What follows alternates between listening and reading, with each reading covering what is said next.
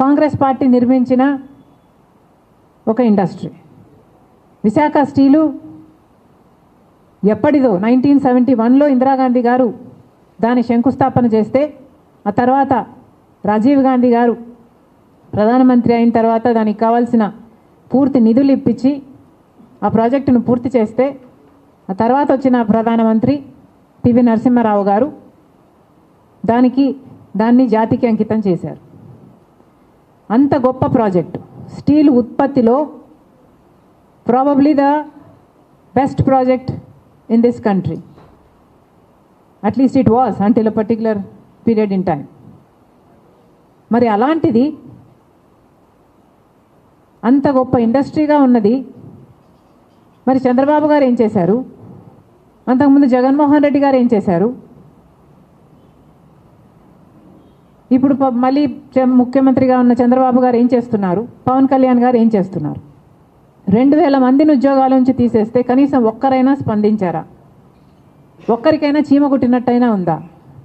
2000 మందికి ఉద్యోగాలు పోతే మీలో ఎవరూ స్పందించలేదు అంటే మరి మీ ఛాతీలో ఉన్నది గుండెనా బండనా? రాజశేఖర రెడ్డి గారు కూడా ముఖ్యమంత్రిగా ఉన్నారు మీలాగనే. కానీ రాజశేఖర రెడ్డి గారి స్పందన ఎలా ఉండేది? 2007లో రాజశేఖర రెడ్డి గారు ముఖ్యమంత్రిగా ఉన్నప్పుడు విశాఖ స్టీలుకు సంబంధించి ఎంత తపన పడ్డారు. విశాఖ స్టీలుకు సంబంధించి రాజశేఖర రెడ్డి గారు ఉన్న టైంలో అది ఒకప్పుడు ఒకసారి నష్టాలు వస్తే 2000 కోట్ల రూపాయలు దానికి ఆర్థిక సహాయం కూడా ఆ రోజు కాంగ్రెస్ పార్టీ చేసింది. అంతేకాకుండా 4000 మందికి భూములు ఇచ్చిన వాళ్ళకి ఇంకా ఉద్యోగాలు రాలేదని 4000 మందికి రాజశేఖర రెడ్డి గారు ముఖ్యమంత్రిగా ఉద్యోగాలు ఇప్పించారు. 4000 మందికి రాజశేఖర రెడ్డి గారు ఉద్యోగాలు ఇప్పిస్తే ఈరోజు 2000 మందికి ఉద్యోగాలు తీసేస్తే ఏ ఒక్క ముఖ్యమంత్రి అయినా స్పందిస్తున్నాడేమో చూడండి.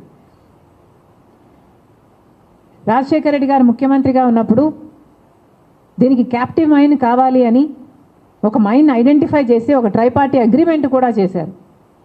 ఆయన ముఖ్యమంత్రిగా కొనసాగున్నా లేకపోతే బ్రతికున్నా అది కూడా అయిపోయేది. విశాఖ స్టీల్కి ఒక క్యాప్టివ్ మైన్ కూడా ఏర్పడేది.